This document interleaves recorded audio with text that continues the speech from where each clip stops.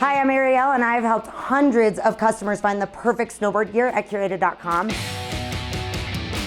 And today I got to ride the Ride Warpig, not in the large size, but I did ride it in the extra small size, which is a 142. Just so you all know, we are not sponsored by any brands, and all of these reviews are completely unbiased. If you like what you see, make sure you hit that subscribe button to hear more reviews from all of these great Curated experts. This board is recommended to be ridden about 4 to 7 centimeters shorter than your normal board. It is considered a volume shift board. It's gonna be wider and shorter, which will make it a lot more nimble, quick edge to edge change, and really, really powerful.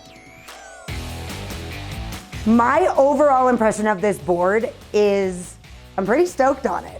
I am a smaller rider, and I've never been on a volume shifted board before because they don't tend to get small enough. But riding this one in the 142 was pretty okay for me. I think it was a little bit long, but it still gave me that experience on a volume shifted board to feel what it's like to have a much wider board underneath your feet, feel that stability. And I had a lot of fun on this. It was a lot more aggressive than I thought it was gonna be. And like they say, it like really wants to feast on the mountain. And I truly felt like that's what was going on while I was on it. It almost was a little bit like it was riding me, but I'm aggressive enough that I was able to control it. But there were moments where I had a little bit of a conversation with the board, but it was a blast. Ride's entire Pig series this season was made to be unisex. So for me to be able to get on this board in a size that works for me while my much taller male buddy is able to ride the same board is really cool. This series, especially the Warpig, makes it so that those more aggressive, smaller snowboarders can still ride on something that maybe in the past only bigger snowboarders could ride on. This really makes it accessible to so many riders and super, super inclusive.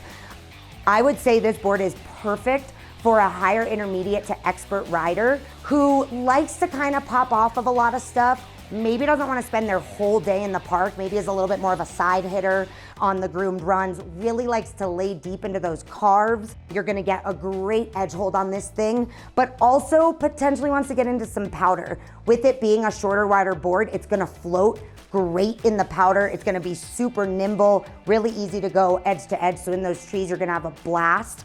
But like I said, it is really meant for that hard charger. I am 90% a hard charger. I give my 10% to like my mellower days. And I got a little bucked at times, but I also was riding a board that I think was like 2 or 3 centimeters too big, but still a blast. So even with that little personal thing going on, I still had a ton of fun. You can really find the sweet spot on this board, and it really will just pop off of all those rollers and kickers and everything, and it really just wants to feast on the insides. For those of you that do like a board that you can kind of play around with a little bit, whether that's in the park, outside the park, you like to get into your butters, your presses, on features, off of features, I do think this board was really fun for that. I really liked kind of the amount of surface area you got. When I was kind of laying into my presses, it really just locked in, and I really owe that to the shape personally. Given that this board is a directional board, riding switch on this was actually a breeze. I didn't really feel too sketched out about it, and I really felt locked in.